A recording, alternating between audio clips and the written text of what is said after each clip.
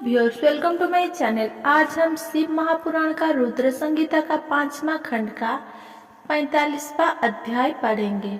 उससे पहले हमने पिछले अध्याय में पढ़ा था तुलसी द्वारा शंखचूड़ की वध, तुलसी द्वारा विष्णु जी को शाप, हिरण्याक्ष का वध, हिरण्यकश्यप की तपस्या और नृसिंह द्वारा उसका वध। हम पढ़ेंगे अंधक की अंधता।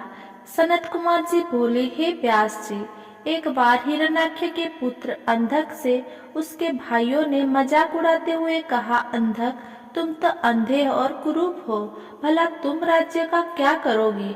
दैत्यराज हिरण्याक्ष तो मूर्ख थे, जो भगवान शिव की इतनी कठोर तपस्या कर उन्हें प्रसन्न करके भी तुम जैसा कुरूप, नेत्रहीन और बेडोल पुत्र प्रदान में प्राप्त किया। कभी दूसरे से प्राप्त पुत्र का भी पिता की संपत्ति पर अधिकार होता है, इसीलिए इस राज्य के स्वामी हम ही हैं। तुम तो हमारे सेवक हो। अपने भाइयों के इस प्रकार के कटु वचनों को सुनकर अंधक निराश होकर उदास हो गया। रात के समय जब सब सो रहे थे तो वह अपने राजमहल को छोड़कर निर्जन, सुनसान और भयानक डरावने वन में चला गया। वहाँ उस सुनसान वन में जाकर उसने तपस्या आरंभ कर दी। वह 10,000 वर्ष तक घर तपस्या करता रहा, परंतु जब कोई परिणाम नहीं निकला तो उसने अपने शरीर को अग्नि में जलाकर होम करना चाहा। ठीक उसी समय स्वयं ब्रह्मा जी वहाँ प्रकट हो गए। ब्रह्मा जी बोले, पुत्र अंधक, मांगो क्या मांगना चाहते हो? ब्रह्मा जी बोले, पुत्र अंधक, मांगो क्या मांगना चाहते हो? मैं तुम्हारी तपस्या से बहुत प्रसन्न हूँ। तुम अपना इच्छित पर मांग सकते हो। मैं तुम्हारी मनोकामना अवश्य ही पूरी करूँगा। यह सुनकर अंधक बहुत प्रसन्न हुआ। उसने हाथ जोड़कर ब्रह्मा जी की स्तुति की और बोला, हे कृपानिधान ब्रह्मा जी, यदि आप मुझ पर प्रसन्न होकर मुझे कोई वर देना चाहते हैं तो आप कुछ ऐसा करें कि मेरे निष्ठुर भाइयों ने जो मुझसे मेरा राज्य छीन लिया है वे सब मेरे अधीन हो जाएं, मेरे नेत्र ठीक हो जाएं, अर्थात मुझे दिव्य दृष्टि की प्राप्ति हो तथा मुझे कोई भी ना मार सके। वो देवता, गंधर्व, यक्ष, किन्नर, मनुष्य, नारायण अथवा स्वयं भगवान शिव ही क्यों ना हो। अंधक के इन वचनों को सुनकर ब्रह्मा जी बोले, हे अंधक, तुम्हारे द्वारा कही हुई दोनों बातें को मैं स्वीकार करता हूँ, परंतु इस संसार में कोई भी अजर अमर नहीं है। सभी को एक न एक दिन काल का ग्रास बनना पड़ता है। मैं सिर्फ तुम्हारी इतनी मदद कर सकता हूँ कि जिस प्रकार की और जिसके हाथ से तुम चाहो अपनी मृत्यु प्राप्त कर सकते हो। तब ब्रह्मा जी के वचन सुनकर अंधक कुछ देर के लिए सोच में डूब गया। फिर बोला, हे प्रभु, तीनों कालों की उत्तम, मध्यम और नीच नारियों में से जो भी नारी सबकी जननी हो, सबसे रत्न हो, जो सब मनुष्य के लिए दुर्लभ तथा शरीर और मन के लिए अगम्य हो, उसको अपने सामने पाकर जब मेरे अंदर काम भावना उत्पन्न हो, उसी समय मेरा नाश हो। इस प्रकार का वरदान सुनकर ब्रह्मा जी ने तथास्तु कहा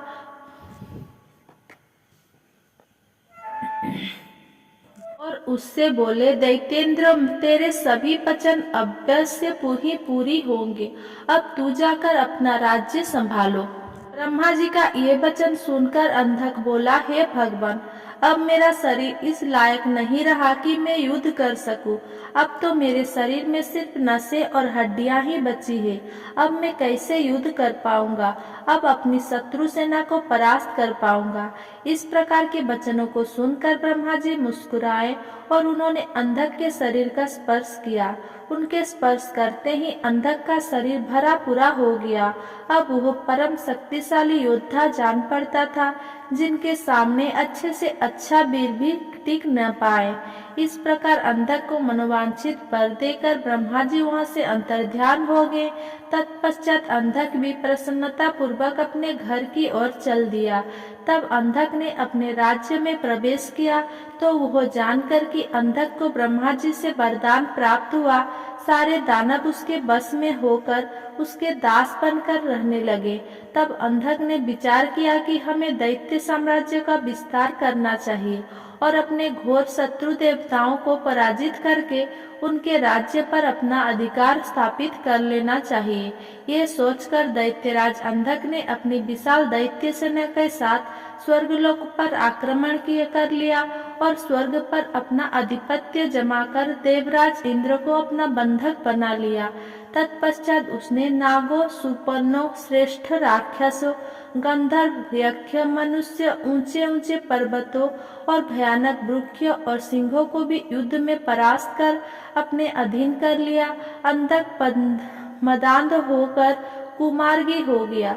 उसने स्वर्ग, भूतल और रसातल की सर्वश्रेष्ठ सुंदरियों को अपनाकर उसके साथ रमणीय विहार किया। दिन पर दिन वो बुराई के दलदल में धंसता जा रहा था। उसके वैदिक धर्म का पूर्णतः त्याग कर दिया था। एक दिन उसके दुर्योधन, वैदस और हस्ती नामक तीनों मंत्री उसके पास आए और बोले, हे दैत्येंद्र, हमने मंदराचल पर्वत की एक गुफा में एक मुनि को देखा है जो कि योग ध्यान में मग्न आंखें बंद करके बैठा है। उस स्वरूपवान मुनि के मस्तक पर अर्धचंद्र, कमर में गजेंद्र की खाल बंधी है, सिर पर जटाजूट, गले में खोपड़िया की माला तथा उसके शरीर पर बड़े भयानक सांप लिपटे हुए हैं। उस मुनि के एक हाथ में त्रिशूल तो दूसरे में डमरू है। अपने गौर अंग पर उसने भस्म लपेटे रखी है। उस तपस्वी का वेश बड़ा ही अद्भुत है। साथ ही एक विकराल बानर अनेक आयुषों को धारण किए उस तपस्वी की रक्षा कर रहा है। वही उनके पास में एक सफेद रंग का बैल बंधा हुआ है। उस तपस्वी के पास ही एक सुंदर रत्न स्वरूपा नारी बैठी है जो संपूर्ण शुभ लक्षणों से युक्त है। उसका रूप बड़ा मनोहारी है जो सभी के मन को मोह लेता है। उसने सुंदर मूंगे मोती, माणिक्य और सोने के रत्न जड़ित आभूषणों को धारण किया हुआ है। वो इतनी रूपवती है कि जो उसे एक बार देख लेता है उसकी आंखों का होना सफल हो जाता है। उस परम सुंदरी को एक बार देख लेने के बाद संसार की अन्य किसी स्त्री को देखने की आवश्यकता ही ना पड़ेगी। आप इस त्रिलोकी के अधिपति हैं। आपके पास इस संसार की सभी बहुमूल्य और अमूल्य धरोहर है। परम सुंदरी रूपवती नारी को भी आपके अनमोल राज्य की शोभा बढ़ानी चाहिए। अतः आप हमारे साथ चले और उस सुंदरी को यहाँ ले आए। अपने वीर मंत्रियों के इस प्रकार के वचन सुनकर दैत्येंद्र अंधक बहुत प्रसन्न हुआ और उसके मन में उस सुंदरी नारी को देखने की इच्छा बलवती हो गई। उसने अपने मंत्रियों को आदेश दिया कि तुम शीघ्र वहां जाकर उस तपस्वी से उसकी सुंदर स्त्री को मांगकर मेरे पास ले आओ।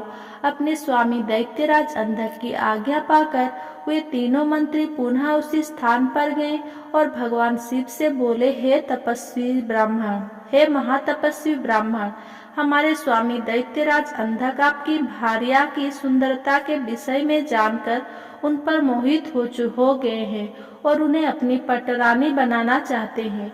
आप सहस्र उन्हें हमें सौंप दे। उनके ऐसे वचनों को सुनकर शिव जी को बहुत क्रोध आया, परंतु वे फिर भी सिर्फ इतना ही बोले, दैत्य, ये मेरी भार्या है, स्वयं भक्ति शक्ति संपन्न और सिद्धि रूपा है। देवी स्वयं अपने भक्तों के कष्ट को दूर करती है। आप अपनी परेशानी इन्हें बताइए, ये अवश्य ही आपको दुखों को दूर करेगी।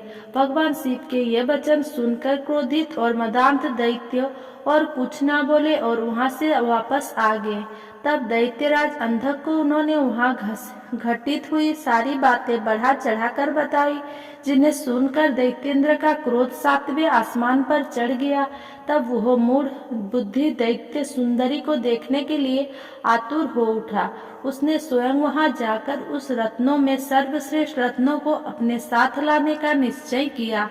45वां अध्याय, युद्ध आरंभ। सनत कुमार जी बोले, हे व्यास जी, जब इस प्रकार अंधक के उन तीनों मंत्रियों ने वहां आकर बंधक को सब बात बता दिया, तब क्रोधित होकर वो स्वयं वहां जाने को आतुर हो गया। तब मदिरा पान करके वो अपनी विशाल सेना को साथ लेकर मंदराचल पर्वत की ओर चल दिया। वहां रास्ते में उसकी मुठभेड़ भगवान शिव के वीर गणों से हो गई। उसने बड़ा भारी युद्ध हुआ। शिव गणों के ने दैत्य सेना को मार मार कर वहां से भगा दिया। फिर बलशाली दैत्य विरोचन, बलि, बाणासुर, सहस्त्रबाहु आदि बड़ी दृढ़ता से लड़े, परंतु शिवगणों ने उन्हें वहां से खदेड़ कर ही दम लिया। उस समय वहां की धरती रक्त से लाल हो गई। जब असुरों की सेना ने देखा कि वे किसी भी प्रकार से शिव जी के गणों को नहीं हरा पाएंगे, तब वे स्वतः ही वहां से लौट गए। उधर जब वहां शांति हो गई, तब भगवान शिव अपनी प्रिया देवी पार्वती से बोले, हे प्रिय, मैं यहाँ पर अपने उत्तम पशुपत व्रत का पालन करने के लिए आया था, परंतु यहाँ पर मेरे व्रत में विघ्न पड़ गया है। अतः अब मैं इस व्रत को यहाँ पर पूरा नहीं कर सकता। इस व्रत को पूरा करने के लिए मुझे पुनः किसी अन्य निर्जन स्थान पर जाना पड़ेगा। देवी, तुम यहीं पर रहो और मैं किसी अन्यत्र स्थान पर जाकर अपनी पशुपत व्रत का अनुष्ठान पूरा करूंगा। यह कहकर भगवान शिव अपने व्रत को पूरा करने के लिए वहां से किसी दूसरे वन में चले गए और पार्वती देवी वहीं मंदराचल पर्वत में पर एक गुफा में रहने लगी। भगवान शिव निर्जन वन में जाकर अपने पशुपत व्रत को पूरा करने के लिए घोर साधना करने लगे। उधर दूसरी ओर देवी पार्वती वहां अकेली रहकर अपने पति भगवान शिव के लौटने की प्रतीक्षा करने लगी। उसकी रक्षा के लिए भगवान शिव का गण वीरक सदा उनकी गुफा के बाहर पहरा देता रहता था। दूसरी ओर दैत्यराज अंधक को, जिसे एक बार शिवगणों ने परास्त करके वहां से खदेड़ दिया था, देवी को प्राप्त किए बिना चैन कहाँ आने वाला था। उसने पुनः मंदराचल पर्वत पर चढ़ाई कर दी। जैसे ही अंधक और उसकी दानव सेना पर्वत पर पहुंची, बीरक ने उसके युद्ध करना आरंभ कर दिया। महाबली बीरक बड़ी वीरता से उस दैत्य से युद्ध करता रहा और उन्हें हराता रहा। उनके बीच भयानक अस्त्र शस्त्र का प्रयोग होता रहा। जब किसी भी तरह बीरक को युद्ध में पराजित करना संभव ना हुआ, तो दैत्य ने बीरक को चारों ओर से मिलकर घेर लिया। जब गुफा के अंदर बैठी देवी पार्वती को यह ज्ञात हुआ कि उनका प्रिय रक्षक चारों ओर से दानवों से घिर चुका है, तो उन्होंने अलौकिक रीति से ब्रह्मा, विष्णु और देवताओं का मन में स्मरण किया। ये ज्ञात होते हैं कि जगत जननी जगदम्बा माँ पार्वती ने स्मरण किया है। भर में सब देवता वहां मंदराचल पर्वत पर उपस्थित हो गए और दैत्यों से युद्ध करने लगे। जब बीरक ने देखा कि अब वह अकेला नहीं है, उसके साथ पूरी देव सेना खड़ी है, तो वह हर्षित मन से पुनः युद्ध में लग गया और तब उसका जोश देखते ही बनता था। देवताओं ने ब्राह्मी, नारायणी, ऐन्द्री, वैश्यनरी, याम्या, नैऋति, बारुणी, बाईगी, कैबेरी, यक्षेश्वरी और गारुड़ी देवी का रूप धारण किया हुआ था। अनेकों आयुधों से सुसज्जित होकर वे युद्ध कर रहे थे। इस प्रकार इस भीषण युद्ध को चलते चलते कई हजार वर्ष बीत गए। देवसेना जितने भी असुरों को मारती, दैत्य गुरु शुक्राचार्य अपने मृत संजीवनी विद्या से पल भर में उन्हें पुनः जीवित कर देते। इस प्रकार दैत्य सेना ना कम हो रही थी और ना ही वो हार मान रही थी। युद्ध दिन प्रतिदिन और भयानक होता जा रहा था। भगवान शिव भी अपना पाशुपत व्रत पूरा करके वहां मंदराचल पर्वत पर वापस आ गए। 43वां अध्याय, युद्ध की समाप्ति। सनत कुमार जी बोले, हे महामुने, जब भगवान शिव पाशुपत व्रत को पूरा करने के पश्चात मंदराचल पर्वत पर लौटे, तो उन्होंने देखा कि दैत्येंद्र अंधक ने अपनी विशाल सेना के साथ पुनः आक्रमण कर दिया है। उनके वीरगण और उनको रूप धारण किए देवियों अंधक और उसकी सेना से युद्ध कर रही है। ये देखकर भगवान शिव को बहुत क्रोध आया कि मेरी अनुपस्थिति में इस दुष्ट दैत्य ने मेरी पत्नी को परेशान किया है। क्रोधित देवाधिदेव महादेव जी अंधक से युद्ध करने लगे, परंतु दैत्येंद्र बहुत चालाक था।